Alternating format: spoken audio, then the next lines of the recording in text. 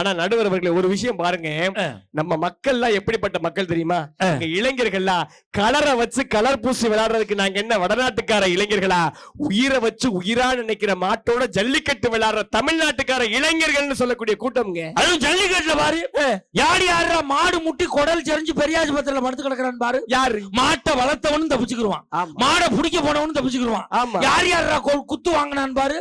ஜல்லிக்கட்டுல போய் water bottle வாங்கி சப்பிக்கு நின்றவன், ஐஸ் வாங்கி பனைமரத்துல ஏற முடியாம தூரம் முட்டு கொடுத்துருந்தவன், சைக்கிள்ல ஸ்டாண்ட் போட்டு அடுத்த முட்டாட்டியை வேடிக்கை வந்துருந்தவன், இவன் பூரா பெரியாஜபத்திரத்துல படுத்து கிடக்குறான். கரெக்டா சொல்றீங்க. ஆனா எனக்கு ஒரு சந்தேகம். என்ன சந்தேகம்? இப்ப ஜல்லிக்கட்டுல பாருங்க காளை மாட்டை அவுத்து விடுறாங்க, ஏன் பசு மாட்டை அவுத்துட மாட்டாங்க? பசு மாடை அவுத்து விட்டாங்கன்னா நிப்பாட்டி பால் கறந்துருவாங்கடா, அதனாலதான் காளை மாடை அவுத்து விடுறாங்க. நடுவர் அவர்களே எனக்கு இன்னொரு சந்தேகம். என்ன? இப்ப நீங்க பால் மாடை சொன்னீங்கல்ல, இப்ப நம்ம தாய்மார்கள் எல்லாம் இருக்காங்க, வீட்டுல பால் கறந்து எப்படி மோராக்குறாங்க?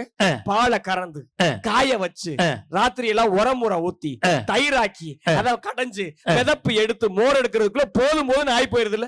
எவ்வளவு வேலை இருக்குது. இவ்வளவையும் பண்றதுக்கு பதிலா ஒரு 2 லிட்டர் மோரை எடுத்து பசுமாட்டு வாய்க்குள்ள ஊத்தி விட்டு நேரா மோராவே கறந்துட்டா என்னங்க? அதுக்கு பேசாம ஒரு ஐடியா சொல்லலாம். ஒரு 4 லிட்டர் பீராவே வாயில ஊத்தி விட்டு பீராவே கறந்தானடா, இந்த வெயிலுக்கு குள்குள்னு இருக்கும்ல. ஆனா அண்ணனுக்கு தம்பி அப்படி ஒரு ஒற்றுமை நமக்குள்ள எவ்வளவு யோசனை வருது. எல்லாம் மாப்பிளை வளர்ப்புதான் அப்படி சொல்லி நம்மளுக்கு இப்படி யோசனை. அந்த நடுவர் அவர்களே, நீங்க எல்லாத்துக்கும் சரியா பதில் சொல்றீங்கல்ல. திருமணத்துக்கு முன்பு இருக்கக்கூடிய இளைஞன் நான் கேட்கிற கேள்விக்கு நீங்க சரியா பதில் சொல்லுங்க பாப்போம். கேளியா? இப்ப நிறைய வீட்டு விலங்குகள் வளர்க்கிறோம், ஆடு வளர்க்கிறோம், மாடு வளர்க்கிறோம், பூனை வளர்க்கிறோம், நாய் வளர்க்கிறோம். சொல் பேச்சு கேட்காத வீட்டு விலங்கு எது சொல்லுங்க பாப்போம். சொல் பேச்சு கேட்காது. ஆமா, பூனை இல்லங்க, கேக்குங்க. அண்ணன் சொல்றாரு நாய். நாயெல்லாம் பானா வரும் போனா போகுங்க. மாடு மாடெல்லாம் கேட்கும். ஜல்லிக்கட்டு கால வழக்கு எங்க எதிரா சொல் பேச்சு கேட்காது? சொல் பேச்சு கேட்காத ஒரு விலங்கு வீட்டுல இருக்குன்னா அது ஆடுதாங்க. ஆடா? ஆமா. ஏன் இப்ப இத்தனை வருஷமா ஆடு வளர்க்கிறோம்ல, ஆடு ஆடுன்னு சொல்றோம்ல, என்னைக்காவது ஒரு நாள் ஆடி இருக்குதா? ஆடல்லோ சுப்பலா. உன் தம்பி பெரிய கிரைனா இருப்பேன் போல இருக்கு. கிரைன் இல்ல பிரேக். இப்ப நான் சொல்றேன், சொல்லுங்க. என் வீட்டு ஆடு சொல் பேச்சு கேட்கும். கேட்காது. கேக்குது. என் வீட்டுல கேக்குது. எப்படி? பெட் கட்டு. பெட் 500 ரூபாய் பெட் கட்டு. 500 1000 ரூபாய். அக்கா கட்டுங்க. யாரா ஒரு அக்கா எடு. இந்தா இந்தா 500 பெட் கட்டி இருக்காங்க. இவங்க யாரு? எங்க அக்கா. உங்க அக்கா தம்பிக்காக பெட் கட்டி இருக்காங்க. ஆமா, 500 பெட்டு. நீ என்ன சொல்ற? ஆடு சொல் பேச்சு கேட்காது. நான் சொல்றேன் ஆடு சொல் பேச்சு கேட்கும். கேட்காது. ஐயா சாட்சி, தர்மகர்த்தா சாட்சி, எல்லாரும் சாட்சி, எல்லாம் சாட்சி. என் ஆடு நேத்து ஆட்டுக்கிட்ட போய் நான் முன்னாடி நின்று ஆட்டுக்கிட்ட பேசினேன். எப்படி? ஆடு ஆடு இந்த மாசம் ஏப்ரல் மாசம், சரி, அடுத்த மாசம் என்ன மாசம் கேட்டேன். மே அப்படின்னுச்சு. கரெக்டா ஆடு பேசிச்சு. 500 ஓவர். மே. ஆமா, கை தட்டுங்க. ஐயோ, தம்பியை நம்பி அக்கா போண்டி 500. என்ன சாரு கட்டினா இல்ல அவன்கிட்ட போய் கேளு. என்னக்கா நான் தான் சின்ன பையன் ஏதோ சொல்றேன்னா உனக்கு விவரம் வேணாமாக்கா? வளர்ந்த பிள்ளையா இருக்கேன். அட போக்கு சார். கல்யாணத்துக்கு முன்னாடி இப்படி ஜாலியா தான் சார் நாங்க இருப்போம். அப்படி எங்க திருவிழாவெல்லாம் போகும்போது எங்க மாமா அப்படி கிராஸ் ஆகும். கண்ணி வைக்கிற நேரத்துல காதலிப்போம். எப்படி தெரியுமா? எப்படி? கண்ணி வைக்கும் நேரத்துல காதல் கொண்டே நடி. இனிமைக்கு நேரத்துல கல்யாணத்துக்கு அப்புறம் நீங்க போய் பாண்டீங்கன்னா நல்லா இருப்பீங்கன்னு நினைக்கிறீங்க. எப்படி இருப்பான்? எப்படி இருக்க முடியும்? ஆனா நடுவர் அவர்களே, நான் வந்து உண்மையை சொல்றேங்க. எனக்கெல்லாம் பொண்ணு தேட போறாங்கன்னு சொல்லிட்டு ஒரு பிள்ளை 2 பிள்ளை இல்ல, எல்லா சொந்தத்திலையும் மாமா மகன் யாரு சித்தப்ப மகன் தெரிஞ்சு வச்சுட்டு அப்புறம் மாமா மகளுக்கு பூரா வந்து ஒரு ப்ரொபோசலை போட்டு வச்சிருக்கேன். ஒரு பிள்ளை என்ன கேக்குது, நீங்க என்ன என்னைய மட்டுமா பாக்குறீங்க? 10 பிள்ளையா இருந்தா 10 பிள்ளையும் பாக்குறீங்கன்னு சொல்லிட்டு கேக்குது. அங்கதான் எங்க பசங்களுடைய மனசு தெரியாம நீங்க யோசிக்கிறீங்க. அப்படியா? ஆமா. ஒரு இடத்துல 10 மாமா பொண்ணு போச்சுன்னா 10 மாமா பொண்ணையும் பாப்போம். ஏன் தெரியுமா? ஒரு பொண்ணை மட்டும் பார்த்துட்டு மீதி 9 பொண்ணை பார்க்காம விட்டுட்டோம்னா ஐயோ நம்ம அழகா இல்ல போல, அதனாலதான் மச்சான் நம்மள பார்க்கல போலன்னு ஏங்கிட கூடாதுன்றதுக்காக 10 பிள்ளைகளையும் பாக்குறோம். மானங்கட்ட புலப்படா மாணிக்கம். பெரிய மனசுங்க எங்களுக்கு. நல்ல மனசுடா. உங்க மனசை கொண்டு மண்ணுலோட. ஆனா காதலை பத்தி இவ்வளவு பேசுறேங்க. நான் கண்டிப்பா கூட்டிட்டு போயோ அல்லது காதலிச்சோ கல்யாணம் பண்ண மாட்டேங்க. அப்பா அம்மா சொல்ற பொண்ணதாங்க கல்யாணம். நீதான்டா உத்தம புருஷன். உத்தமாவா? உத்தம புருஷன்டா. அப்படி சொல்ல நல்ல பையன் சொல்றீங்க. ஒரிஜினல் புருஷன். ஒரிஜினல் டூப்ளிகேட் புருஷன் யாரா இருக்காங்களா? இருக்கான் பாரு. ஏன் தெரியுமா நான் அப்படி சொல்றேன்? எங்க அப்பா மேல பாசம் நீங்க சொல்றீங்க. ஆனா நான் அதை தாண்டி உன்னை யோசிக்கிறேன். என்ன தெரியுமா? எங்க வீட்டுக்கு நான் ஒத்த பையங்க. 25 வருஷமா எங்க அப்பாவும் அம்மாவும் மயந்தேவியில வாங்கிக்கலாம் மயந்தேவியில வாங்கிக்கலாம்னு எல்லா சொந்தத்திலையும் போய் மொய் வச்சுட்டு வந்துட்டாங்க. இப்ப நான் ஒரு பிள்ளைய கூட்டிட்டு ஓடிட்டேன்னு வைங்களேன், அந்த 25 வருஷத்து மொய்யை எப்படி வாங்குறதுன்றதுனாலதான் எங்க அப்பா அம்மா சொல்ற பொண்ணை கல்யாணம் ஒரு மொய்க்கு பிறந்த மூதேவி மொய்க்காசுக்காவோட கல்யாணம் பண்ண மாட்டேங்கிற. ஏங்க இன்னைக்கு இருக்க கல்யாண காலத்துல இப்ப பாருங்க, நான் பாருங்க கல்யாணம் என்ன பண்ணலதான், பண்ணேன்னா வேலைக்கு போற பொண்ணாதாங்க கல்யாணம் பண்ணுவேன். ஏன் தெரியுமா? குணத்தோட இருக்க பிள்ளைய கட்டிக்கிட்டு நம்ம கூடவே வச்சுக்கிறத விட பணத்தோட இருக்க பிள்ளைய கட்டிக்கிட்டு நாம கூட போய் இருந்துக்கலாமே. அக்காவுக்கு தம்பி தப்பாம பிறந்திருக்கா, ஒரிஜினல் குடும்பம்டா. நீங்க என்ன சொல்றீங்க? உங்க பையனையும் டாக்டர் ஆக்க நீங்க முயற்சி பண்றீங்க. என் பையனை டாக்டர் ஆகத்தான் முயற்சி பண்றேன். என் பையன் 10வது படிக்கிறான், அவனை சொல்லி சொல்லி வளர்க்கிறேன். தம்பி, அக்காவை டாக்டருக்கு படிக்க சொன்னேன், படிக்க மாட்டேன்ருச்சு.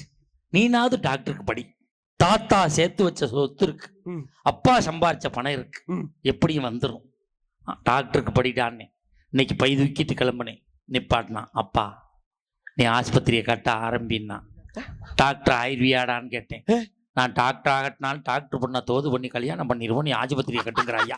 என் பொண்டாடி சொல்றா, அப்பனுக்கு புள்ள தப்பாம பிறந்திருக்காண்டா, நீ என்ன கிரிமினலோ அதே கிரிமினல் பண்றான் அப்படின்றான். இல்ல நம்ம வகராக்கா அப்ப கல்யாணத்துக்கு முன்னாடி தாங்க இந்த ஜாலியாலாம் யோசிக்க தோணும். கல்யாணத்துக்கு அப்புறம் மூளையே மழுங்கி போயிருங்க சார். கூலா போனா டென்ஷனா போனா கூலாக்குற மாதிரி ஒரு மனைவியை தானே எதிர்பார்ப்போம். ஆனா நீங்க கூலா போனாலும் உங்களை டென்ஷன் ஆக்குற மாதிரி தாங்க வருவாங்க. இல்ல இல்ல, நம்ம டென்ஷனா போனா நம்ம கூலாக்கி விட்டுறா, போட்டு மொத்தி அந்த கூழு. இப்ப நீங்க பெண்கள்லாம் வந்து எங்களை கவனிக்க மாட்டாங்கன்னு சொல்றாங்க. என்னைக்காவது ஆண்களை நீங்க கவனிச்சிருக்கீங்களா? இப்ப பெண்கள் எல்லாம் துவைக்க கஷ்டப்படுறாங்கன்னு வாஷிங் மிஷினை வாங்கி கொடுக்குறோம், கொடுக்குறோமா இல்லையா? இது கொடுக்குறோம். இப்ப அரைக்க கஷ்டப்படுறாங்கன்னு மிக்ஸி மிஷினை வாங்கி கொடுக்குறோம். ஆமா. இப்ப மாவாட்ட கஷ்டப்படுறாங்கன்னு கிரைண்டர் மிஷினை வாங்கி கொடுக்குறோம். ஆமா, கொடுக்குறோம்ல. ஆமா. என்னைக்காவது புருஷன் சம்பாதிக்க கஷ்டப்படுறாங்கன்னு ஒரு ஏடிஎம் மிஷினை வாங்கி கொடுக்குறாங்களா? நீ இது தம்பியே தான், சந்தேகமே இல்ல. நீ ஏடிஎம் மிஷின் சொல்லவும் தானே எனக்கு ஞாபகம் வருது. என்னன்னு? எங்க ஊர்ல 3 அண்ணன் தம்பி இருக்கானுவா. சரி. இவன் 3 பேரும் கொரோனாவுல சம்பாதிக்கல, காசு இல்ல. இவன் 3 பேர் பொண்டாட்டியும் போன தீபாவளிக்கு இமிசையை கொடுத்துட்டாளுவ. மரியாதையா பட்டிச்சல் எடுத்து கொடு, இல்லன்னா வீட்டுல எவனும் வாழ முடியாதான்ட்டான்.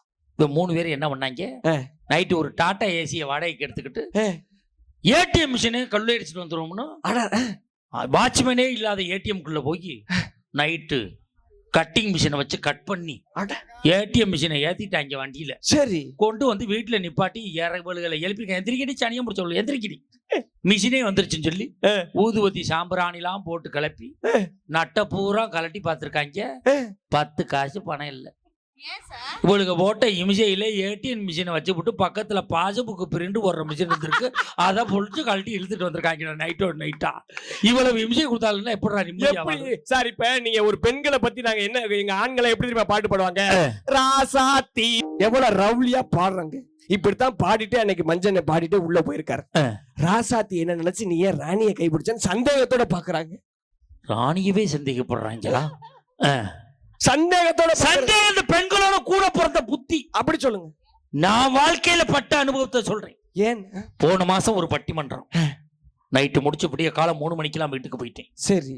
என் பொண்டாட்டி கதவை திறந்தா, என் கிரகம் எவ விட்டு முடியோ என் சட்டையில ஒட்டி இருந்திருக்கியா, எடுத்து டேபிள்ல வச்சு விட்டு பாக்குறா, சுருங்குதா சுருங்கலையா, ஏன் சுருட்டு முடிக்காரியா நீட்டு முடிக்காரியான்னு செக் பண்ணி விட்டா ஒரு அரை, எவ்வளவு நான் உரைச்சிக்கிட்டு வந்தேன் அப்படின்னு. நம்ம நீ பட்டிமன்றமே போகாதன்ட்டான். வீட்டுல பாய போட்டு படுத்து தூங்கிட்டேன். சரி. 1 வாரம் ஆச்சு, காசு முடிஞ்சு போச்சு. மறுபடியும் பட்டிமன்றம் போறியான்னு கேட்டான். நான் போக மாட்டேன், நீ அடிப்பேன்னு. அடிக்க மாட்டேன், எவ்வளவு உரசாம கவனமா போயிட்டு வான்னா. சரி. 1 வாரம் சென்று பட்டிமன்றம் போயிட்டு சட்டையெல்லாம் பார்த்தேன்டா, ஒரு முடியும் இல்லடா. சூப்பர். நம்பி வீட்டுக்கு போயிட்டேன்டா. என் கெட்ட கிரகம் வேட்டியில ஒரு வெள்ளை முடி இருந்திருக்கு, எடுத்துட்டாடா. கேக்குறாடா, அப்ப யாரா டை அடிக்காதவளோட சுத்தி தெரியாடா, டை அடிக்க கூட அவருக்கு வக்கு இல்லைன்னா அவளோட ஏன்டா நீ சுத்துறாயின்னு போட்டு அடிக்கிறடா. 1 வாரம் ஆச்சு, மறுபடியும் பட்டிமன்றம் போகல. சரி. தூக்கிட்டேன், காசு முடிஞ்சு வச்சு. மறுபடியும் பட்டிமன்றம் போறியான்னா, அடிப்பேன். அடிக்க மாட்டேன், நம்ம வீட்டு கார்ல தனியா போயிட்டு தனியா வா. சரி. எவ்வளவு சங்காத்தமும் உனக்கு ஆகாதுன்னா. சரி. அதே மாதிரி என் கார்லயே வந்தேன், என் கார்லயே போனேன். வீட்டுக்கு முன்னாடி காரை நிப்பாட்டி வேட்டி சட்டையெல்லாம் கலட்டி உதறி விட்டு டவுசரோட நீங்க. ஆமாடா. அட கடவுளே. வீட்டுக்குள்ள போயிட்டு என்னை நிக்க வச்சு இப்படி ஒரு சுத்து சுத்தினான். இப்படி ஒரு சுத்து சுத்தினான். நம்ம தான் கலட்டி உதறிட்டுமே, பிம்பிளிக்கு பிளாப்பி கேட்டா பாரு என்ன இப்ப யாரும் மொட்டத்தலக்காரியை சேர்த்து வச்சிருக்கேன்னு கேக்குறான். இந்த சந்தேக பத்தி என்னை பார்த்தா தாய் பட்டுச்சா? இல்ல 10 வருஷம் பட்டிமன்றம் பொண்ணு எங்க அம்மா கட்டுச்சா? இல்ல வீட்டுக்குள்ள நுழைஞ்ச உடனே கேட்கும், அம்மா சாப்பிட்டியாடா தம்பி அப்படின்னு கேட்கக்கூடிய என் தாய் எங்கே? சந்தேகப்படுகிற புத்தி எங்கே? திருமணத்துக்கு எல்லா ஆம்பளையும் பொண்டாட்டி அவங்க அம்மா வீட்டுக்கு போகுதுன்னா மச்சானுக்கு போன் பண்ணி கேட்பான், மச்சான் உங்க அக்கா வந்துருச்சா? பாசம் இல்லடா, அவன் அங்க இறங்கிட்டான்னு இங்க நம்மளால வேலையை ஆரம்பிக்கத்தாங்க. என் பொண்டாட்டி போன வாரம் ஊருக்கு போயிட்டான். சரி திருப்பி வர்றேன்னு போன் பண்ணான். ஆத்தாடி வர்றாளா? வீட்டை கூட்டி பெருக்கி எல்லாத்தையும் தூக்கி பாட்டில் வீட்டுலாம் பக்கத்து விட்டு போட்டேன். அவங்க அடிச்சுட்டு இருக்கிறாங்க, எப்படி பாட்டில் வந்துச்சு அது அவங்க பிரச்சனை. எல்லாத்தையும் அள்ளி போட்டு விட்டு சாம்பிராணி புகையெல்லாம் கிளப்பி விட்டேன்.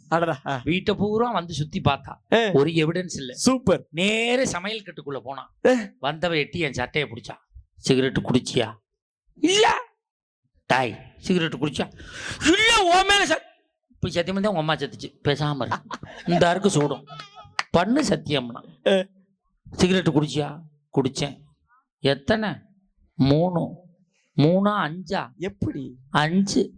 எப்படி கண்டுபிடிச்சான்னு கேக்குறேன். தீப்பெட்டியில 60 குச்சி இருந்துச்சு, இப்ப 55 குச்சி தான் இருக்குன்னு தூக்கி போட்டு வச்சாங்க.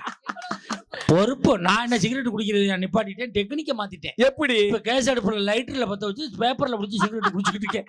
என் வேலையை நான் காட்டதான் செய்வேன். திருமணத்துக்கு பின்புதானங்க இவ்வளவு சிக்கலும் வருது. இப்ப வரதட்சணை சொல்லிட்டு போறாங்கல்ல, தெரியாம ஒண்ணு கேக்குறேங்க. பசங்க எல்லாம் இப்ப போய் வரதட்சணை பசங்க வீட்டுல கேக்குறாங்க. ரைட். பொண்ணு வீட்டுல என்ன சும்மா கொடுத்துற, ரோட்ல போறாங்க கூப்பிட்டு கொடுக்குறாங்க. என்னென்ன கண்டிஷன் போடுறாங்கன்னு உங்களுக்கு தெரியும்ல. ஒவ்வொருத்தரும் என்னென்ன கண்டிஷன் போடுறாங்க. பையன் நல்ல கலரா இருக்கணும், பொண்ணை விட கலரா இருக்கணும், பொண்ணுக்கு ஏத்த உடம்பா இருக்கணும், சொத்து பத்து நிறைய இருக்கணும், சொந்த பந்தம் குறையா இருக்கணும், ஒத்த பையனா இருக்கணும், நாத்தனார் இல்லாத வீடா இருக்கணும், மாமியார் இல்லாத வீடா இருந்தா இப்பவே சாதகத்தை பாப்போம்னு சொல்றாங்க. ஆனா நடுவரவர்களே, நீங்க எனக்கு ஒரு சந்தேகங்க. நீங்க சொந்தக்கார பொண்ணை தானே லவ் பண்ணி கல்யாணம் பண்ணீங்க? நான் பண்ணது லவ் கல்யாணம் கிடையாது, பிளாக்மெயில் கல்யாணம். அது எப்படிங்க? நான் பண்ணதாண்டா வித்தியாசமான கல்யாணம். இல்ல சாதகம் உண்மையை சொல்றேன். நீங்க என்ன அவ்வளவு பேரழகனா? உங்களை அப்படியே பேரழகலாம் இல்ல, நான் பேரழகனா இருந்தா தான் நான் லவ் பண்ணிருப்பேனே. நான் பண்ணது பிளாக்மெயில் கல்யாணம். நீங்க பண்ணீங்களா பிளாக்மெயில்? அந்த பொண்ணு என் ஸ்கூலுக்கு பக்கத்து ஸ்கூல்ல வேலை பார்த்துச்சு. சரி. நான் இங்கே வேலை பார்த்தேன். சரி. அங்கே 7 பேர் மொத்தம் வேலை பார்த்தவங்க. என்னோட வேலை பார்த்தது 86 பேர். கல்யாணம் பண்ணாதவனே 26 பேர் இருக்கான். அந்த பொண்ணு ஆள் சூப்பரா இருந்துச்சு. நான் எல்லாத்தையும் சொல்லிட்டேன், இந்த பொண்ணு தான் எனக்கு பார்த்துருக்கு, இந்த பொண்ணு தான் எனக்கு பார்த்துருக்குன்னு ஊரா பரப்பி விட்டுட்டேன். சரி. எல்லாரும் இதான் அவருக்கு தானம்ல இவங்களே பேசி முடிச்சுட்டாங்க. அவங்க வேற வழி இல்லாம எனக்கு கொடுத்துட்டாங்க. இதான் நடந்தது. சரி. ஜாதகம் போயிருப்பீங்கல்ல? சாதகம் பெரிய கதை.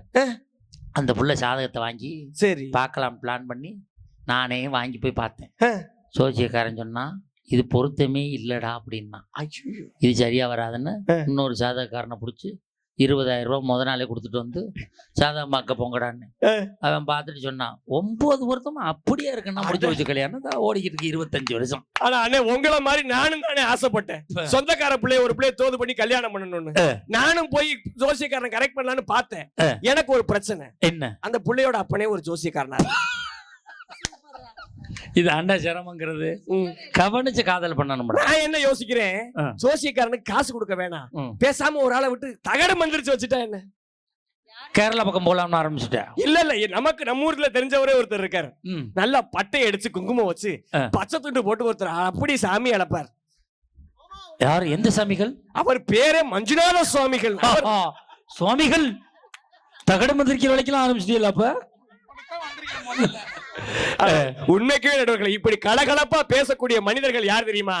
திருமணத்திற்கு முன்பு இருக்கக்கூடிய எங்க பசங்க தாங்க. உண்மைக்குமே ஒண்ணு சொல்றேங்க, இன்பத்தில் சிரிப்பவன் அதிர்ஷ்டசாலி, துன்பத்தில் சிரிப்பவன் ஞானி, கண்டவுடன் சிரிப்பவன் காரியவாதி, கற்பனையில் சிரிப்பவன் கவிஞன், நிலை உணர்ந்து சிரிப்பவன் நிதானம் உள்ளவன், நிலை உணராது சிரிப்பவன் நிதானமற்றவன், தெரிந்து சிரிப்பவன் நடிகன், தெரியாமல் சிரிப்பவன் ஏமாளி, ஓட விட்டு சிரிப்பவன் வஞ்சகன், உட்கார்ந்து சிரிப்பவன் சோம்பேறி, ஓயாமல் சிரிப்பவன் பைத்தியக்காரன், உழைப்பில் சிரிப்பவன் தான் உண்மையான மனிதன். என்னைக்கு உழைத்து சிரிக்கிற ஆண்களை பெண்கள் வீட்டுல மதிக்கிறாங்களோ அன்னைக்கு திருமணத்துக்கு அப்புறம் உண்மைன்னு, திருமணத்துக்கு அப்புறம் மகிழ்ச்சி நாங்க ஒத்துக்கிறோம்.